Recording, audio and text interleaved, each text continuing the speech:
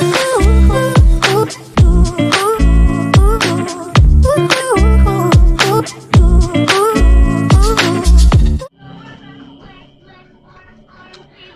we are back again mga buddy at welcome na naman sa ating YouTube channel. For today's video mga buddy ay meron akong ipapakita sa inyo na itong function hall mga buddy, ulit-ulit. Second vlog ko na to sa function hall mga buddy. So ito ay Malola's Catering and Function Hall sa mga buddy. So yun mga buddy, and gusto ko siyang ipakita sa inyo mga buddy kung gaano siya kaganda, gaano siya ka-unique na function hall mga buddy. So yun mga buddy, at papakita ko sa inyo itong function hall na to. At let's go!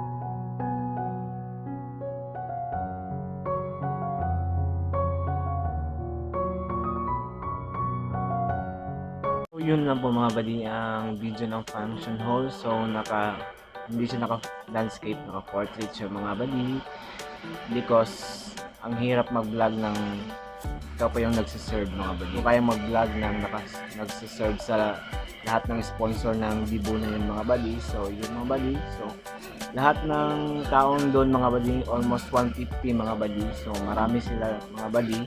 So maximum lang ng kanilang function hall is 120 lang talaga mga buddy, dahil sobrang masikip na talaga mga buddy kapag kanan mga buddy, 150 mga buddy ang doon sa function hall mga buddy. So yung mga buddy, kung gusto niyo pong mag-inquire sa trabaho na function hall mga buddy, you can visit mga buddy or inquire mga buddy sa kanilang page mga buddy. And yun lang mga buddy, and I hope you enjoy the vlog, and I hope you enjoy the video mga buddy. So don't forget na mag-subscribe, baka naman gusto nyo mag-subscribe and mag-like sa aming page and follow mga buddy. So yun mga buddy, and everything you do it with love.